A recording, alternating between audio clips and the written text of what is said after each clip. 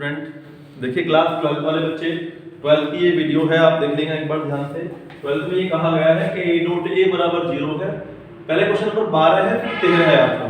क्योंकि मैंने 11 तक आपको करा चुका था, इससे नेक्स्ट जो इससे पीछे वाली वीडियो थी आपको पता होगा। तो 12 में देख लीजिए a डॉट a बराबर 0 है, a डॉट b बराबर 0 हो तो b के बारे में क्या निष्कर्ष निकाला जा सकता है।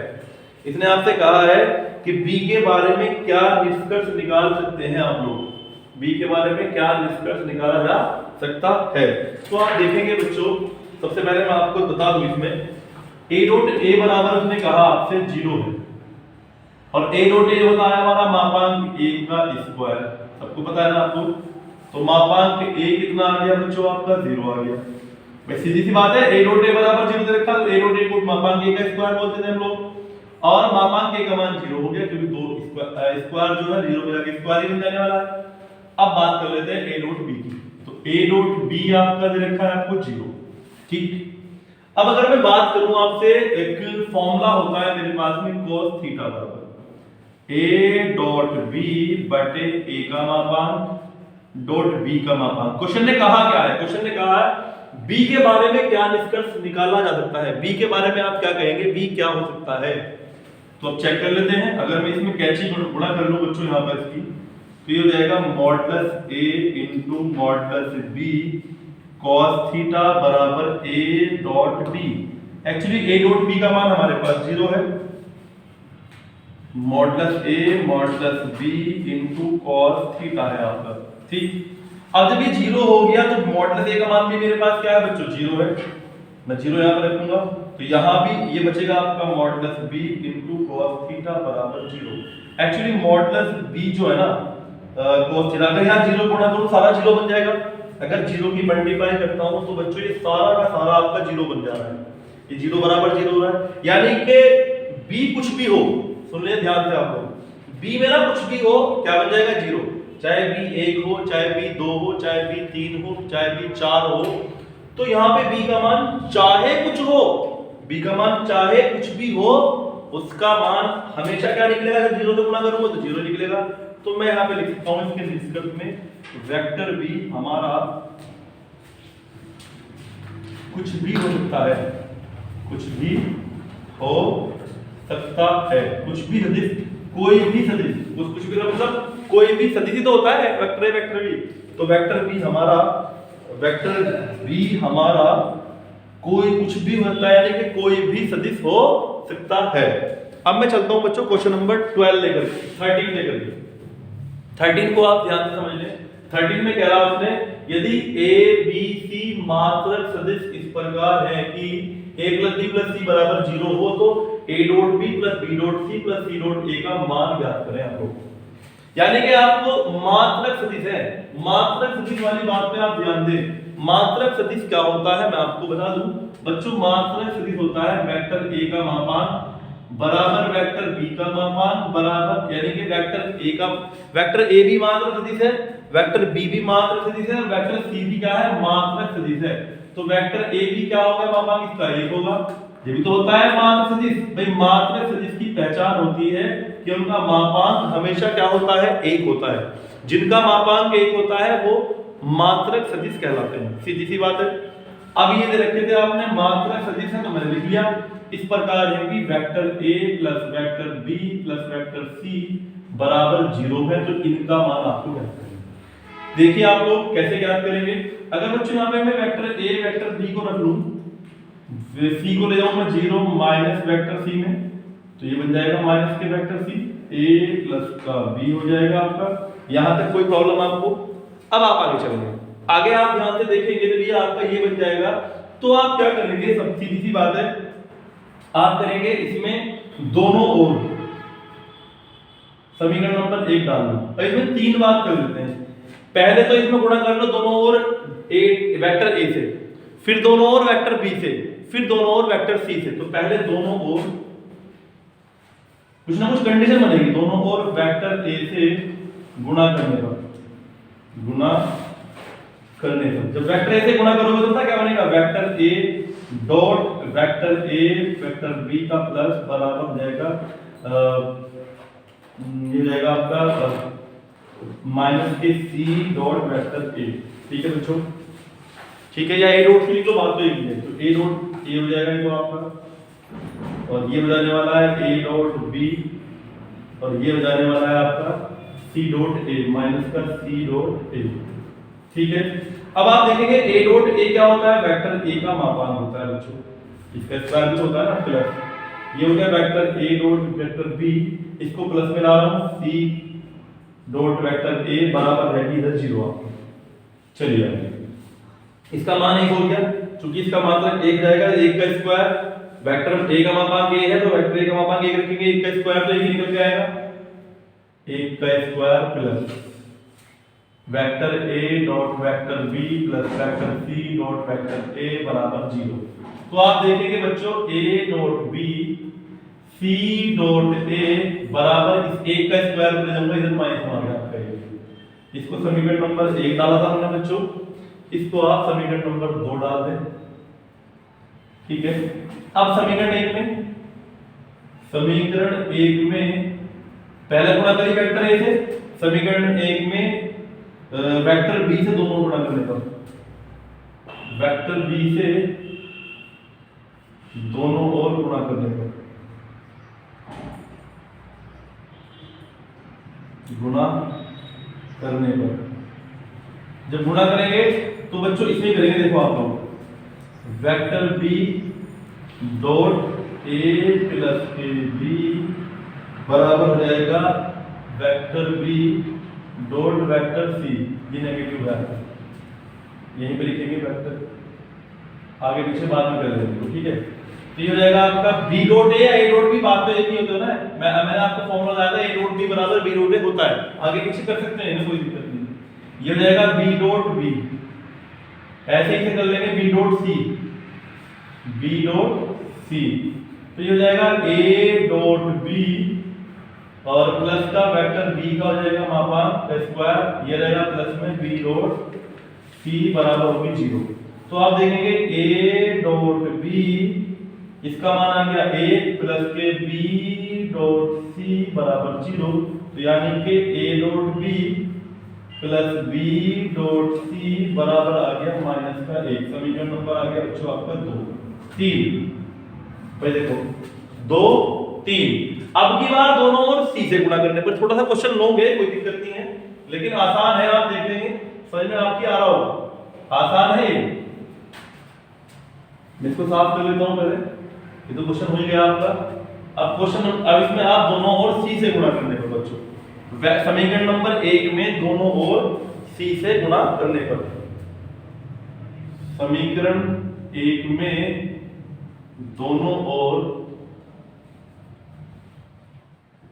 सी से गुणा करने पर, सी से गुणा करने पर, जब सी से गुणा करोगे तो ये हो जाएगा समीकरण 1 का ये, तो सी डॉट ए प्लस के बी बराबर माइनस के सी डॉट सी बन जाएगा। तो ये हो जाएगा c dot a plus c dot b बराबर माइनस के हो जाएगा आपका वेक्टर सी का मापांक का स्क्वायर।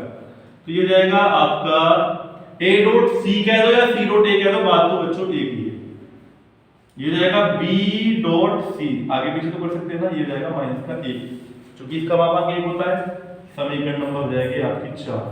अब देखो आप 2 प्लस 3 प्लस 4 सबको जोड़ दो, समीकरण 2 प्लस 3 प्लस 4, तो चार तीनों समीकरणों को जोड़ने पर जब जोड़ेंगे तो ये बन जाएगा समीकरण 2 कहां है, 2 का लेफ्ट हैंड पार्ट गिरा a डॉट b, क्या है a डॉट b प्लस क्या है वो c dot a, c dot a plus इसमें जोड़नी है 3 का लेफ्ट हैंड पार्ट है a dot b plus b dot c, b dot c, ठीक है। प्लस इसमें जोड़नी है 4 का लेफ्ट हैंड पार्ट ये रहा बच्चों c dot a plus b dot c बराबर -1 तो माइनस के आगे 3। तो देखो a डॉट b जरा a डॉट b और कहीं को है नहीं है, 2 ही है, तो a डॉट b और 2 ही हो गए आपके b डॉट c और 2 ही हो गया आपके सी डॉट ए बराबर माइनस के 3, सब में 2 को बना गया, तो ये बचा a dot b plus b dot c plus c dot a बराबर माइनस के 3, तो ये 2 भाग जाएगा आपका भाग में, तो इसका मान आ गया आपका a dot b plus b dot c plus c dot a बराबर आ गया माइनस के 3/2, ये आपका बच्चों आंसर है। ठीक है, इस प्रकार से आपको करना है। अब मैं आगे चलता हूँ क्वेश्चन नंबर 14 लेकर के। देखिए स्टूडेंट, क्वेश्चन नंबर है आपका 14 में कह रहा है कि a बराबर 0 अथवा b बराबर 0, तो a डॉट b बराबर 0, परंतु विलोम का होना सत्य आवश्यक नहीं है। तो विलोम का सत्य होना आवश्यक नहीं है। उदाहरण देकर अपने उत्तर की आपको पुष्टि करनी है। एक उदाहरण देना है आपको, ऐसा एक एग्जांपल देखिए। क्वेश्चन की पहले आप लैंग्वेज समझ लीजिए एक बार, लैंग्वेज क्या है क्वेश्चन की। क्वेश्चन की लैंग्वेज बहुत सिंपल है, थोड़ा सा आपको आसान सा लग जाएगा क्वेश्चन। क्वेश्चन कह रहा है आपसे, मैं एक बार बुक में देख के क्वेश्चन पढ़ देता हूँ आपका। क्वेश्चन नंबर है आपका ये 14 कह रहा है आपसे, यदि वेक्टर a बराबर 0 और वेक्टर b बराबर 0, वेक्टर a बराबर 0 है और वेक्टर b बराबर 0 है आपका, ठीक है, और उसके बाद दे रखा आपको a डॉट b बराबर 0। अगर वेक्टर a और b 0 होते हैं, इसका मतलब क्या होता है? इसका मतलब होता है आपका, अगर वेक्टर a b 0 होते हैं, सुन लीजिए आप लोग, अगर वेक्टर a 0 है और वेक्टर b 0 है, तो a डॉट b 0 होगा, कंफर्म होगा, बिल्कुल कंफर्म सी बात है। इसका मतलब ये है कि अगर वेक्टर a का मान 0 है और वेक्टर b भी मान इसका मान भी 0 है, तो a डॉट b तो 0 होगा, कंफर्म है दोनों। परंतु विलोम का सत्य होना आवश्यक नहीं है। इसका मतलब है अगर a डॉट b कहीं पे 0 हो, तो जरूरी नहीं है कि ये भी 0 और ये भी 0 हो। ऐसा एक एग्जांपल देकर समझाइए आप लोग। उसने ये कहा, तो मैं समझाता हूं, कोई दिक्कत नहीं, माना एग्जांपल। एक एग्जांपल अपने पास से वेक्टर a ले लेते हैं आप लोग। वेक्टर a का मान आप मान लेते हैं एक i मान लेते, एक सदिश मान लेते हैं कोई भी आप, ऐसा सदिश उनका डॉट प्रोडक्ट देखने करके उन पर डॉट प्रोडक्ट 0 आता है, 0 आना चाहिए। ऐसे सदिश लो जिनका डॉट प्रोडक्ट क्या आना चाहिए? 0 आना चाहिए। मान ले मैंने 2j ले लिया और ये मैंने k ले लिया, ठीक है बच्चों, a का मान मैंने ये मान लिया। अब एक b का मान ले लेता हूं, वेक्टर b ले लेता हूं अपने पास से। तो वेक्टर b ले लिया मैंने, मान लिया i 3j और 5k सपोज, ठीक। अब इनको आपस में देखते हैं इनका a डॉट b क्या आता है। a डॉट b हमेशा 0 ही आएगा, क्योंकि मैंने ऐसे ही लिए सोच विचार के। तो a डॉट b करता हूं तो 1 2j प्लस k, इसकी डॉट प्रोडक्ट जाएगी i 3j plus k 5k, ठीक है बच्चों। अब आप डॉट प्रोडक्ट करेंगे i की i में केवल, तो 1 की 1 बनी आएगी, सीधी सी बात है। j की j में करते हैं हम लोग, क्योंकि i की j में करेंगे तो 0 बन जाएगा, i डॉट j 0 होता है ना, इसलिए बता रखा मैंने आपको। 2 दिया हो जाएगी 6, एक j डॉट j बन होता है ना, तो 2 दिया 6 माइनस के k डॉट 5 एकम 5, तो आप देख रहे हैं 5 एक 6 माइनस के 6 बराबर 0। यानी कि आपने देखा a डॉट b कितना होता है? 0। अगर a डॉट b 0 है तो आवश्यक नहीं है कि a भी 0 और b भी 0 है। इसने कहा था सवाल में, फिर एक बार लैंग्वेज समझ लें। इसने कहा था यदि a 0 है और b 0 है तो कंफर्म a डॉट b 0 होना है। परंतु इसका विलोम, इसका उल्टा, यानी कि अगर ये 0 हो तो जरूरी नहीं है कि a और b भी 0 होंगे। सिद्ध कर दिया हमने, है प्रूव, ठीक है, ये दिखा दिया हमने, दर्शा दिया हमने उदाहरण देकर, ठीक है बेटे। अब हम लोग आगे चलते हैं, अगला क्वेश्चन देख लेते हैं। अब आप लोग अगले क्वेश्चन को देखिए। क्वेश्चन नंबर है आपका 15 में कह रहा है, यदि किसी त्रिभुज ABC के शीर्ष ABC क्रम से 1 2 3 -1 0 0 0 1 2 है, तो कोण ABC ज्ञात कीजिए। कोण ABC सदिशों BA तथा BC के बीच का कोण है, BA तथा BC के बीच का कोण है ये, ठीक है। तो आप क्या करते हैं, देखिए आप लोग सबसे पहले बनाते हैं सदिश OA बन जाएगा। सदिश बनाते हैं इसका 1i 2j 3k। OB बनाते हैं वेक्टर, तो माइनस के i 0j और 0k, यानी कि कुल मिलाकर माइनस i निकलेगा, सीधी सी बात है। अब निकालता हूं मैं OC, इनके 0i, तो यानी कि j लिख देते हैं, केवल i को छोड़ दो, 1j प्लस के 2k निकल जाएगा। मैंने साफ लिख लिया, ठीक है ना। अब इनसे आप लोग निकालेंगे, सबसे हमें चाहिएगा बी ए और बी सी चाहिए बच्चों को। तो बी ए जब आप निकालते हो तो बी ए पता क्या लिखा जाएगा, ए का सदिश माइनस बी का सदिश, यानी कि ओ ए माइनस ओ बी। ये तो बता रखा मैंने आपको, दूसरा वाला माइनस पहला वाला, ऐसे निकालते हैं। ओ ए का मान कितना है बच्चों, आई 2j 3k। ओ बी का मान कितना है, माइनस के आई तो प्लस के आई बन जाएगा, तो आई आई होगी 2i 2j और ये आपका 3k हो गया। ठीक है बच्चों, ये बी ए का मान आ गया बच्चों हमारा। अब मैं आगे चलूंगा, ठीक है। जब बी ए आपका आ गया, अब आपको निकालना है बी सी। अच्छा, बी ए का मापांक भी निकाल लेते हैं साथ साथ, क्योंकि कोण निकालने के लिए इसका मापांक की भी आवश्यकता पड़ेगी हमें। बी ए का मापांक मिल जाएगा 2 का स्क्वायर 2 का स्क्वायर 3 का स्क्वायर, तो 2 दूनी 4 2 दूनी 4 3 3 9, 4 प्लस 4 प्लस 9, 4 4 8 9 17, अंडर रूट 17 आ गया।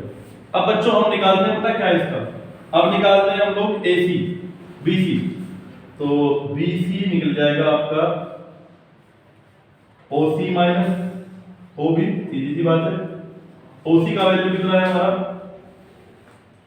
बी सी निकाल रहे हैं हम लोग, तो ओ सी का वैल्यू कितना है, ओ सी है हमारा 1j प्लस के 2k माइनस ओ बी कितना है हमारे पास, ओ बी है केवल हमारे पास i, माइनस का i तो हो जाएगा प्लस का i, तो हो जाएगा i प्लस के j प्लस के 2k। इसका भी बच्चों मापांक निकाल लेता हूँ, bc का भी मापांक निकाल लेता हूँ। 1 का स्क्वायर 2 का स्क्वायर अंडर रूट में 1 का स्क्वायर 1 1 2 2 2 और 2 4 आएगा, 4 और 2 जाएंगे 6, रूट 6। अब आपको बच्चों बीच का कोण निकालना था, तो आप लोग इन्हें क्या रखा, कोण एबीसी है तो इसके बीच का कोण है, तो cos थीटा निकालते हैं। थीटा का मान दिया हुआ है कोण एबीसी, फॉर्मूला हो जाएगा आपका BC डॉट BA, भाई A डॉट B होता है ना, A डॉट B, तो BC डॉट BA और BC का मापांक और BA का मापांक, ये तो फॉर्मूला होता है हमारे पास, A डॉट B बटे A का मापांक बटे B का मापांक, वही तो फॉर्मूला होता है cos थीटा का। तो कोई बात नहीं, BC कितना है हमारे पास, देखो BC का मान कितना है, BC का मान है I J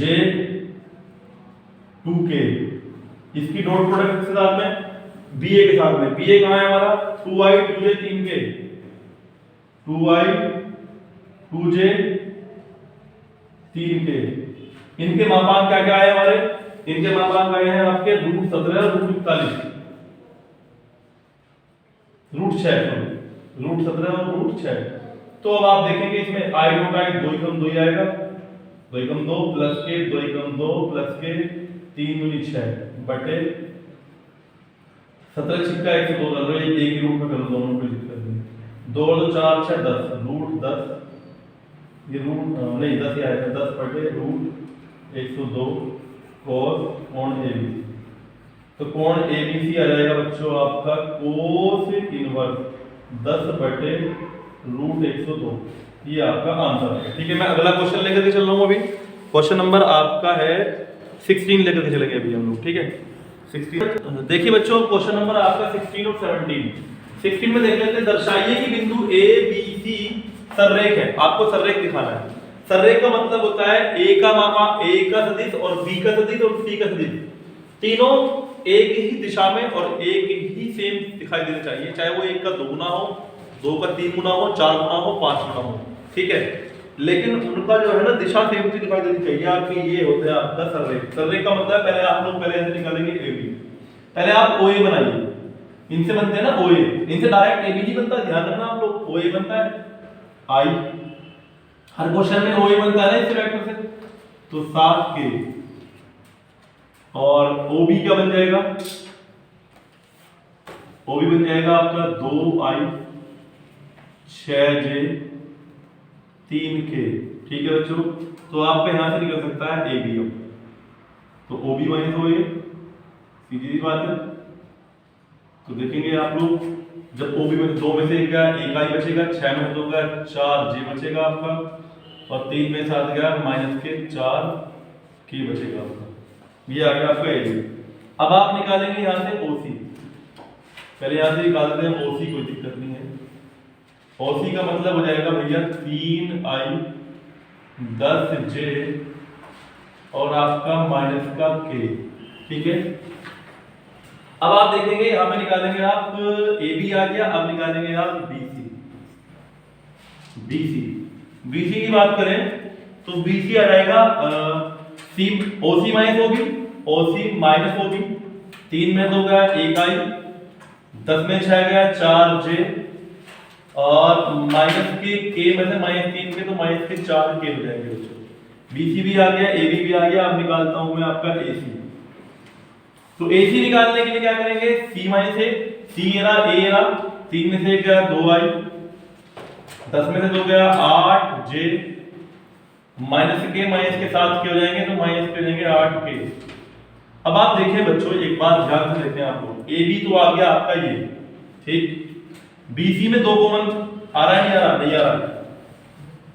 ए बी आपका आ रहा है i 4j माइनस के 4k, i 4j minus 4k same आ गया, देखो ये और ये बिल्कुल सेम आ गए।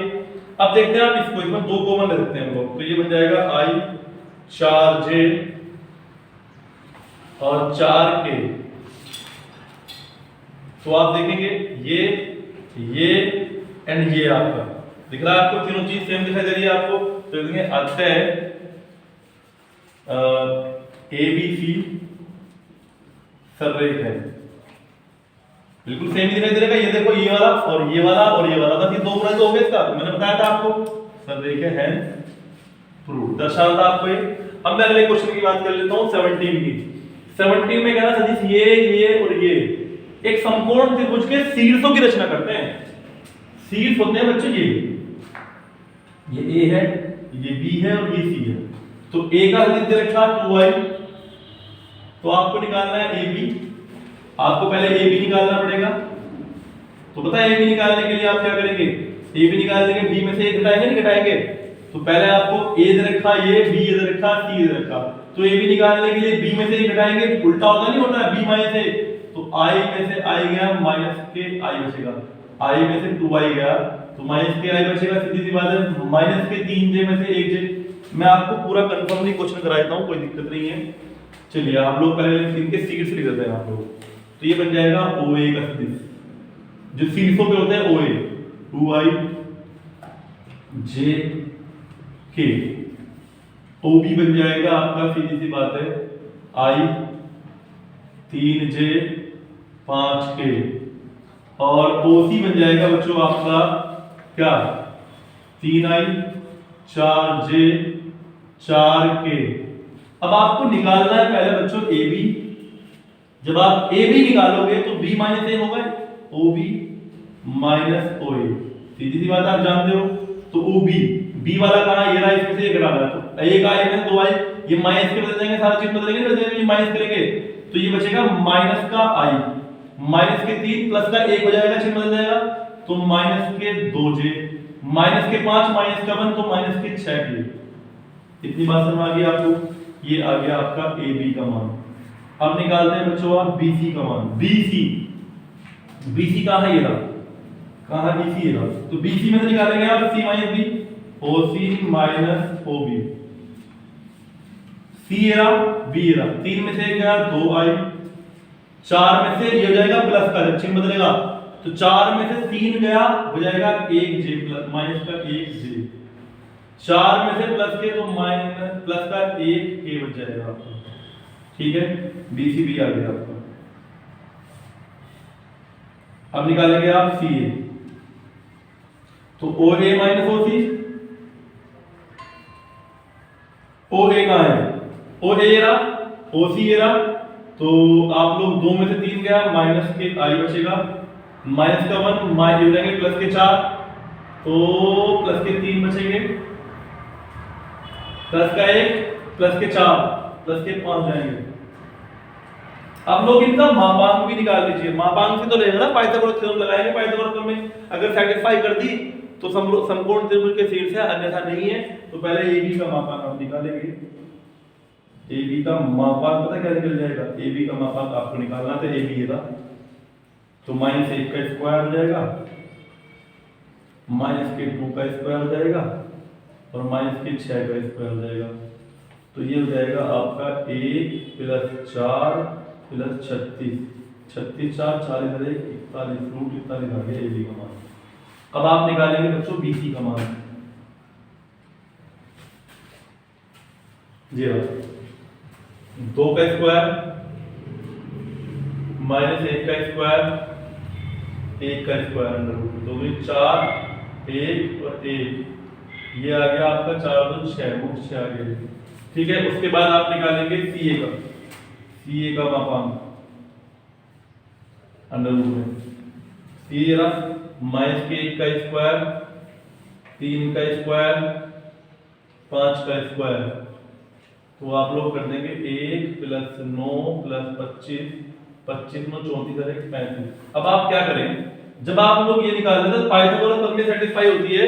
पाइथागोरस प्रमेय का मतलब होता है किसी छोटी दो भुजाओं के वर्गों का योग तीसरी सबसे बड़ी भुजा के वर्ग के बराबर होता है। छोटी दो भुजा कौन सी है? रूट 6 और रूट 41।